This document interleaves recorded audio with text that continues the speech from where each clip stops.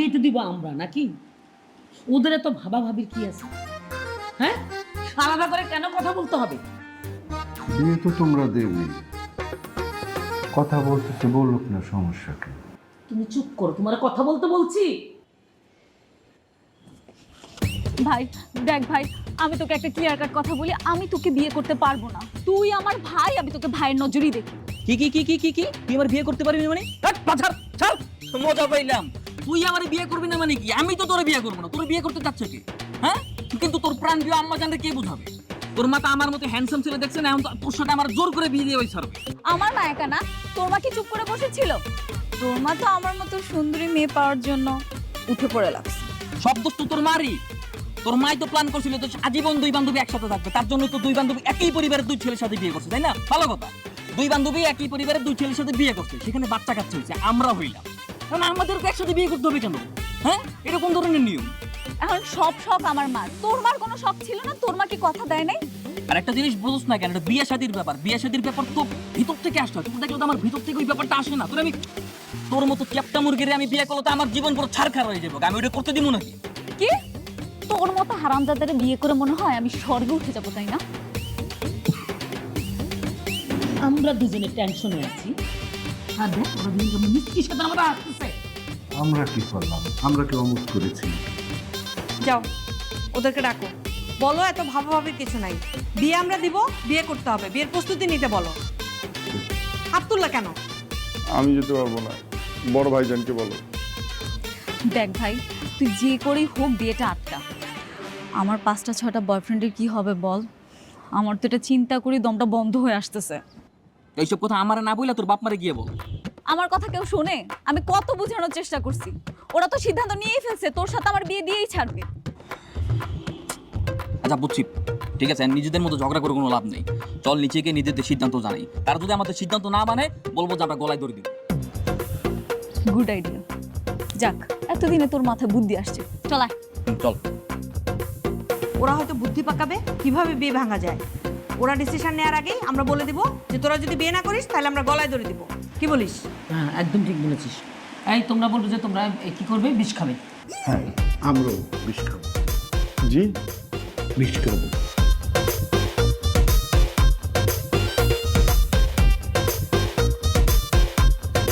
আমরা আমাদের সিদ্ধান্ত নিয়ে ফেলেছি। আমরাও আমাদের সিদ্ধান্ত নিয়ে ফেলেছি। তোমরা তোমরা আবার কি সিদ্ধান্ত নিলে? তোরা যদি দুজন দুজনকে বিয়ে না করিস তাহলে আমরা গলায় ধরে দিব। মানে কি এইসবে? চাচি তুমি সব কি বলতেছো? আর বাবা, ছোট চাচা, তোমরা সব কিছুই বলবো না? হ্যাঁ, আমরাও বিষ খাবো। তোমরাও? হ্যাঁ, ওরাও। তোর মা যেহেতু বলছে। আল্লাহ, এটা কোন ধরনের অবিচার? কারণ তোদের জন্মের আগে আমরা একজন আরেকজনকে কথা দিয়েছিলাম ওর সন্তানের সাথে আমার সন্তানের বিয়ে হবে, তো সেই কথা রাখতে হবে না? তার মানে বুঝলাম যে আমাদের ইচ্ছার কোনো গুরুত্বই নেই। কিন্তু মা, একটা জিনিস বুঝতেছো না কেন? শিলার বাবা হচ্ছে আমার ছোট চাচা, আর আমার বাবা হচ্ছে ওর বড় চাচা। এখন আমাদের যখন বাচ্চা কাচ্চা হবে, তখন বাচ্চা কাচ্চা ছোট চাচাকে কি বলবে? নানা না দাদা? হ্যাঁ, শিলাকে কি বলবে? ফুপু না মা?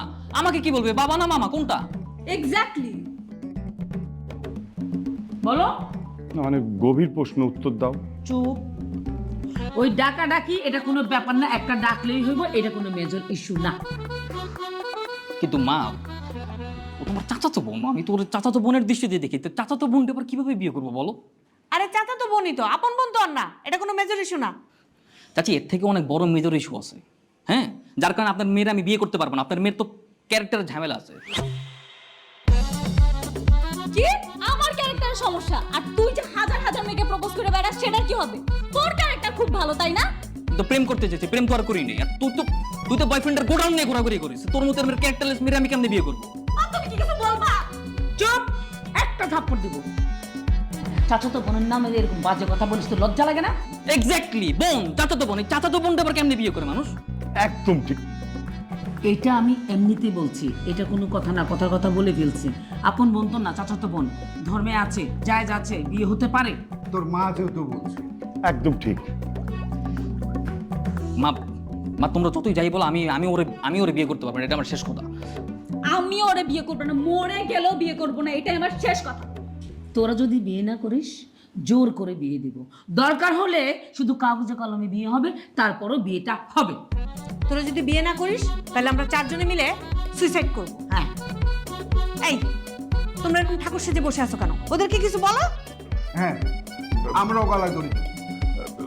বাবা বাবা বিয়েটা করে ফেল বাবা। ওই যে সুইসাইড টুসাইড হচ্ছে স্বাস্থ্যের জন্য খুব ক্ষতিকর, তাই না? কি হলো? বিয়েটা করবি নাকি দড়ি কিনতে যাব? ঠিক আছে, এখন তো আর কিছু করার নেই, আমাদের হাতে কোনো অপশন নেই। ফ্যামিলি বাঁচানোর জন্য হলেও তো বিয়ে করা লাগবে। এখন বিয়ের ব্যবস্থা করো, আমি রাজি। আলহামদুলিল্লাহ।